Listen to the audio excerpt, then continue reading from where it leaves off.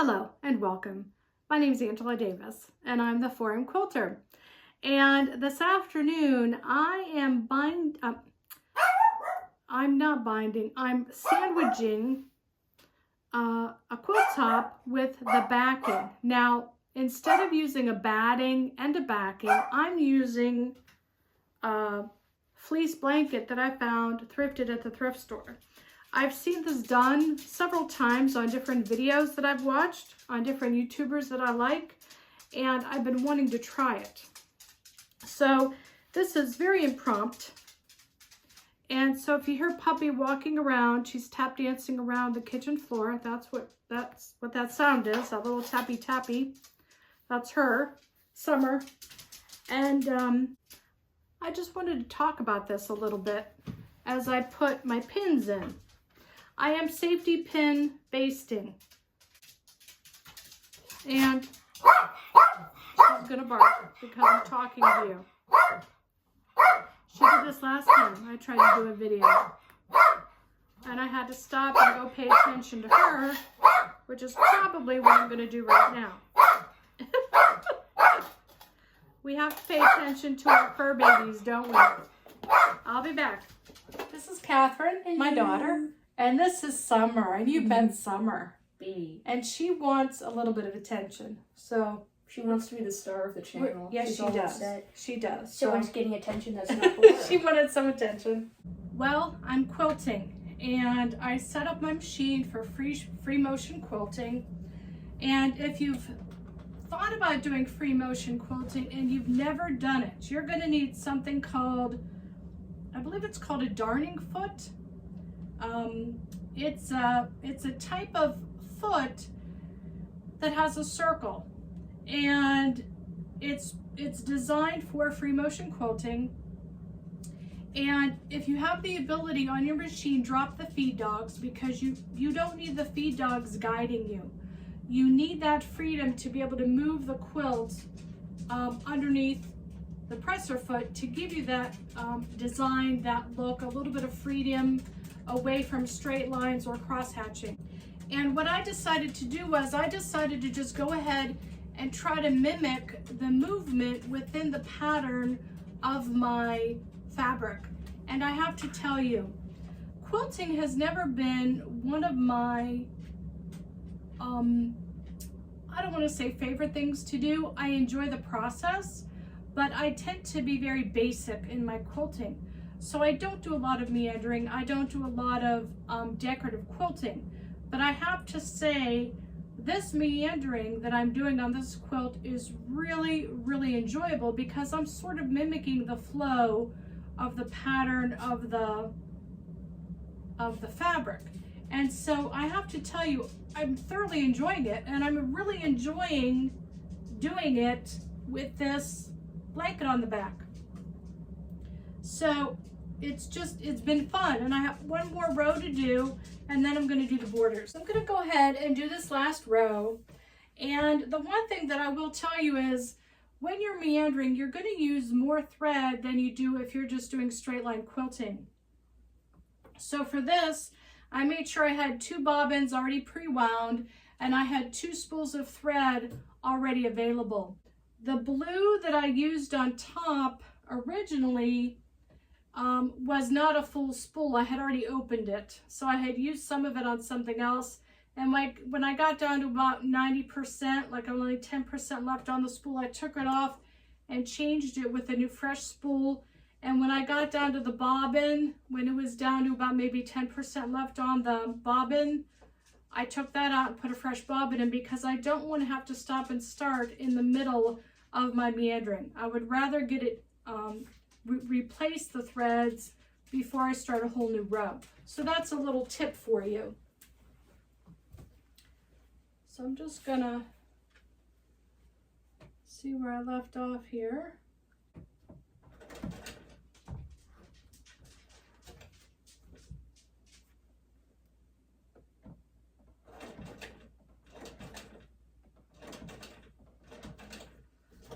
When you first start your stitch, to start a section, you always want to pull up the bobbin thread. Take 2 or 3 stitches to anchor that, and then begin your stitching. You always want to pull up your bobbin thread so that you don't get any little bird's nest on the back of your quilt.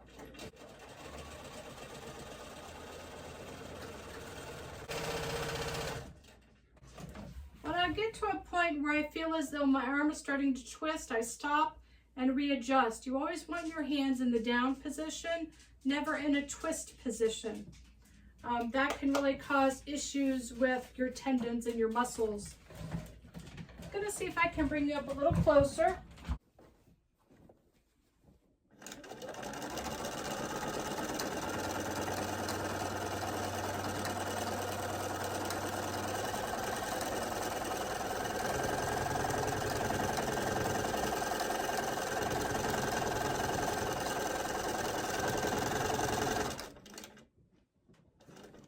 When you stop, please stop with the needle down. And that holds your position.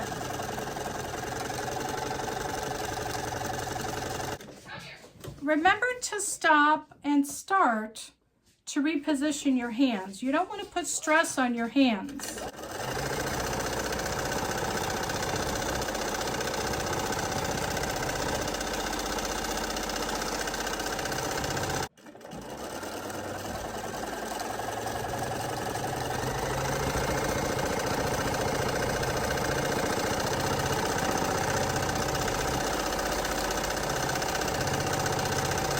I have to say, as you're doing this, you're going to get a lot more confident, and it's going to become so much fun. I mean, I can't tell you how much fun I'm having with this quilt, with this fuzzy back blanket on the back.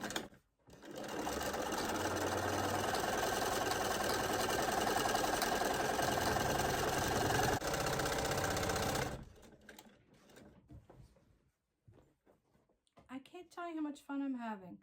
I think it's the fabric that's just sort of giving me that vibe, that to just have that freedom and follow that movement.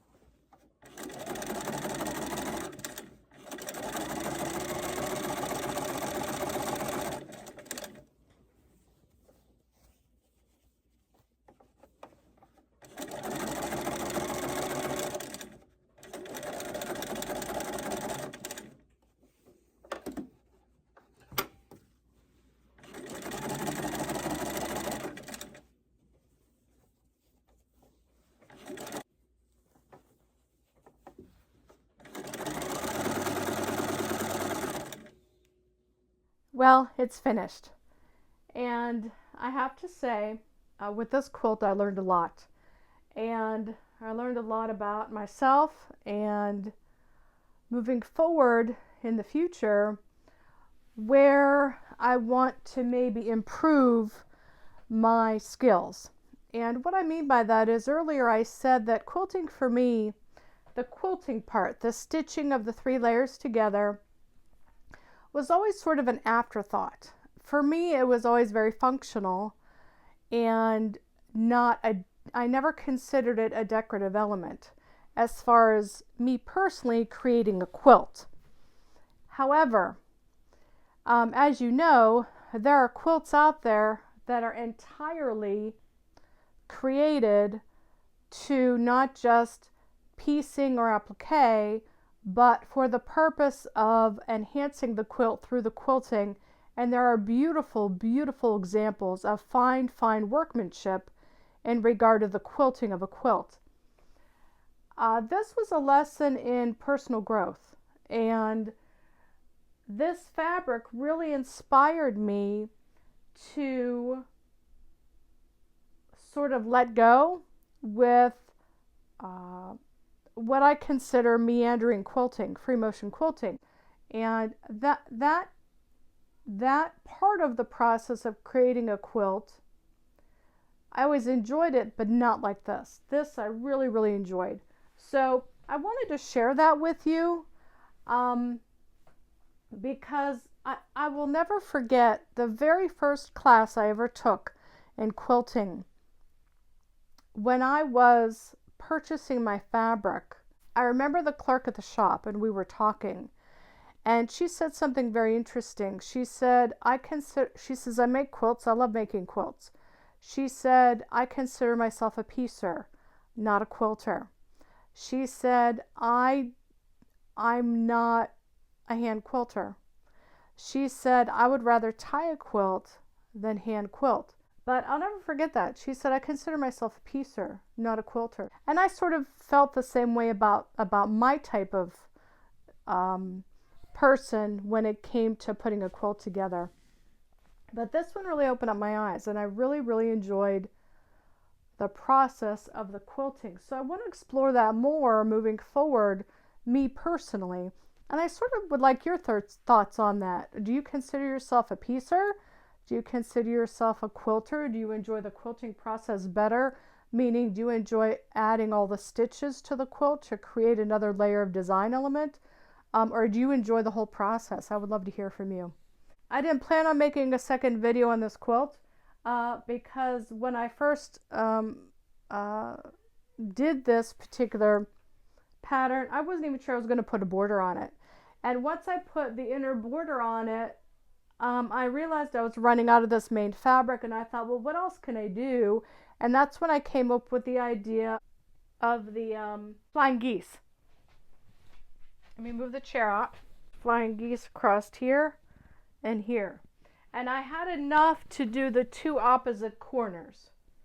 So I really, sometimes running out of fabric can be a plus because it gets your mind thinking, well, what else can I do as far as enhancing the quilt? So I'm really, really pleased with how it turned out. Because I ran out of this fabric, I didn't have enough to do a full border all the way around, but I had enough to do these squares in the four corners and then the flying geese units. So I'm really pleased with how this quilt turned out. I don't name my quilts. I was originally going to call it Twister, but now I'm thinking I might call it Geese in Flight, Geese in the Storm, Twisting Geese, Twister Geese. Not sure. Let me show you the back.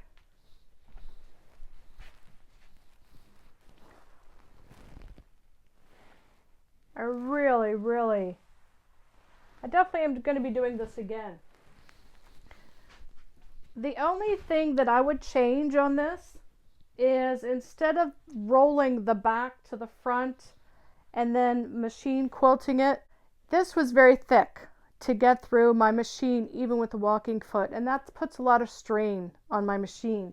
So I think in the future what I'm going to do is I'm going to trim the back farther in, fold the front over to the back, and then stitch the back down, or then stitch the fold over to the back to create the binding. This was too thick, I felt, on my machine. That's the only thing I would have done different. I'm curious to see how big it is. I wonder where my Where is my measuring tape? Let's see. Let's find out.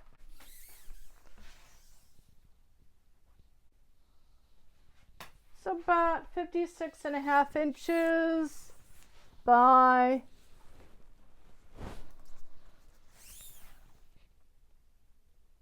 about 61 inches. Yeah, it's about 56.5 inches by about 61, 62 inches, and I'm caught up in my cord. I'm really pleased with how this turned out. If you like it, please give it a thumbs up, leave me a comment. Let me know what you think about the flying geese in the corners. I'm really pleased with that. You know, sometimes when you're running out of fabric, you have to sort of rethink your options. And like I said, I wasn't planning on putting a border on it anyway, and that's what inspired me to do the flying geese in the opposite corners. And let me know what you think about the fleece on the back, you know, and whether or not you want to try it. I really enjoyed putting this second half of the video together. Hope you enjoyed it too. If you're new to my channel, welcome. Always welcome. Please leave a comment, subscribe. It helps with the algorithm. I'd love for you to join the group. And if you are a regular to my channel, as always, thank you from the bottom of my heart. I appreciate you so much. My name is Angela Davis. I'm the 4M Quilter. As always, why sleep when you can sew? Bye.